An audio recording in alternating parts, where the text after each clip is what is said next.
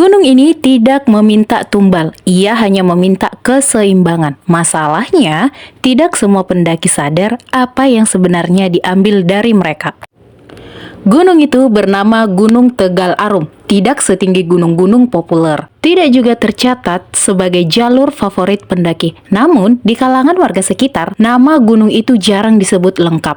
Biasanya hanya dipanggil gunung itu. Karena setiap kali namanya disebut terlalu jelas, selalu ada yang menegur. Bagi warga, Gunung Tegal Arum bukan tempat wisata.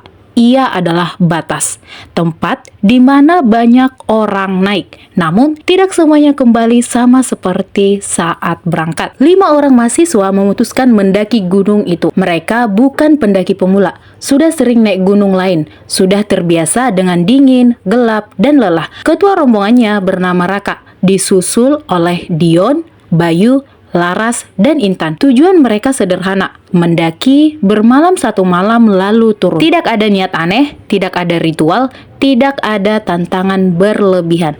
Mereka bahkan sempat tertawa saat warga base camp terlihat ragu melepas mereka. Gunung ini jarang didaki, kata seorang bapak tua.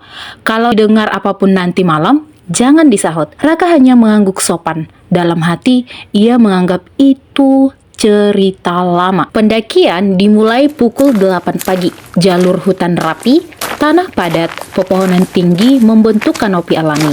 Tidak ada tanda bahaya, tidak ada medan ekstrim.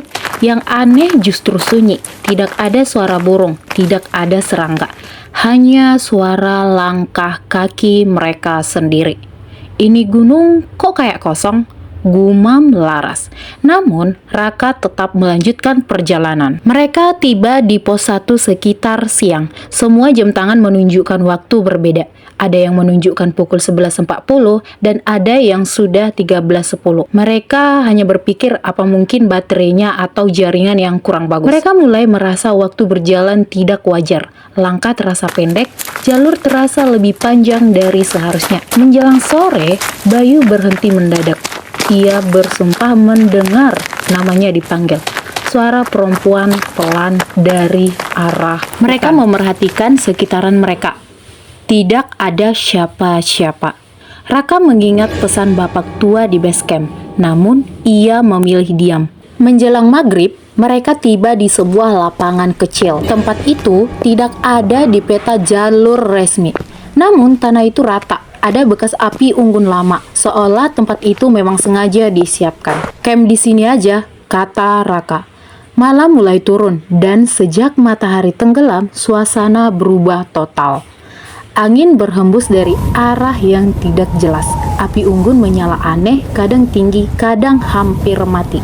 Sekitar pukul 11 malam, Intan mulai menangis tanpa sebab. Ia merasa sedang diperhatikan, bukan dari satu arah, tapi dari segala sisi.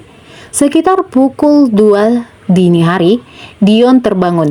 Ia melihat siluet orang berdiri di balik pohon tinggi. Dia diam, tidak bergerak. Saat disenter, tidak ada apa-apa. Pagi hari, Bayu hilang. Tendanya kosong, sepatunya masih ada, tasnya tertinggal. Tidak ada jejak kaki menjauh, hanya satu hal aneh.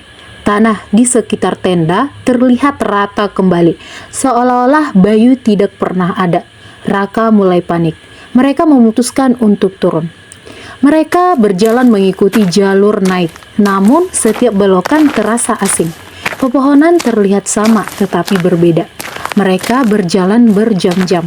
Namun, selain kembali ke lapangan camp itu, gunung ini tidak mengizinkan mereka pergi.